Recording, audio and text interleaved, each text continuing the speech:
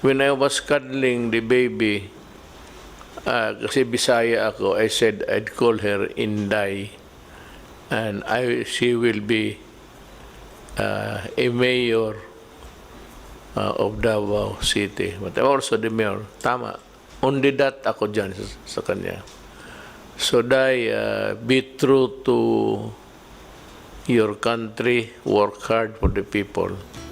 And the rewards, as I think maybe they're made in heaven, not here. Trabaho ka lang and be good. Isang gabing napakatahimik sa ating kapaligiran, noong kami ay naghihintay sa iyong sagot na kami yung samahan. Araw-araw napapaisip, paano ang Pinas kung Duterte ay lilisan? Paulit-ulit na sinasambit, Inday Sara kami yung samahan. Kami ay biglang nagalak nung ika'y aming nasilayan, kasama si Bongbong Marcos sa Cebu. Inday Sara, ikaw naman ang humalili, puso ng sambayanan, ikaw ang pinipili. Inday Sara, ikaw naman ang humalili. Mali natin ang Pilipinas, kasama mo kami. Ituloy mo ang yapak ng iyong ama, at salamat sa iyo, Tatay Digong. Mabuhay ka.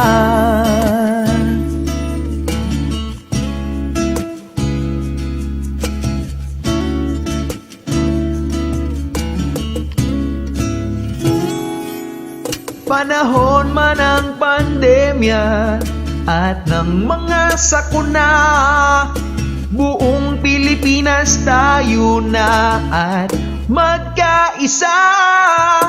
Wala nang masasaktan at iiyak sa ating mga mahihirap, dahil ang Vice Presidente ng Pilipinas ay Inday Sara.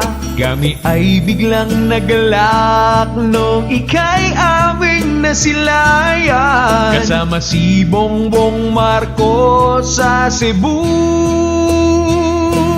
Inday Sara, ikaw naman ang humalili, puso ng sambayanan, ikaw ang pinipili. Inday Sara, ikaw naman ang humalili. Mali natin ang Pilipinas, kasama mo kami. Ituloy mo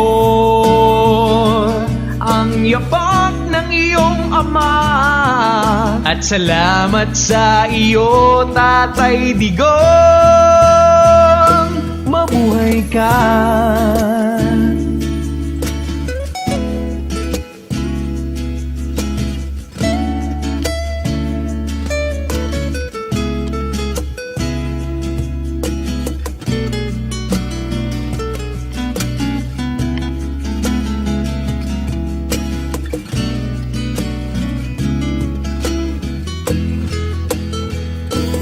Inday Sara, ikaw naman ang humalili,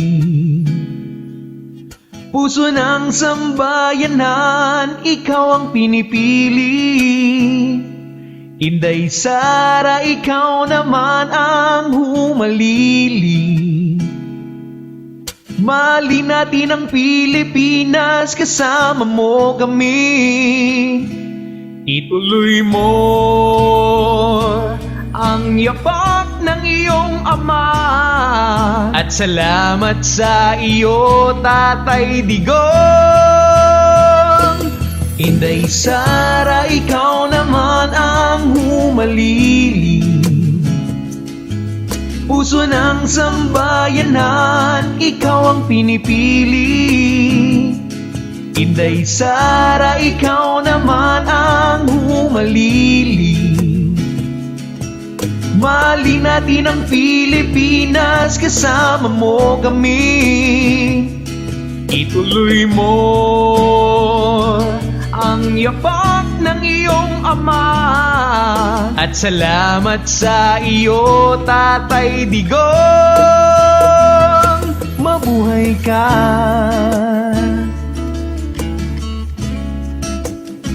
O Inday Sara,